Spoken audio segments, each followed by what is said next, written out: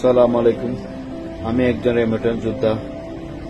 আপনারা কারো উস্কানিতে কান না দিয়ে বৈধভাবে রেমিটেন্স পাঠান। বাংলাদেশ সরকারকে উন্নয়নমূলক কর্মকাণ্ডে সহযোগিতা করুন। আসসালামু আলাইকুম। আমি একজন রেমিটেন্স যোদ্ধা।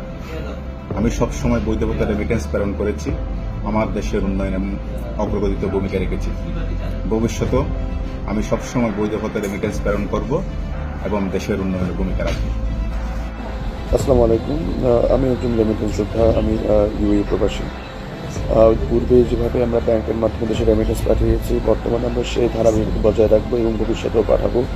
কারণ ধরনের প্ররোচনায় পড়ে দেশের সাথে আপনারা বেইমানি করবেন না, কারণ এই রেমিটেন্সের মাধ্যমে দেশের উন্নয়নের একটি বড় অংশ জড়িত।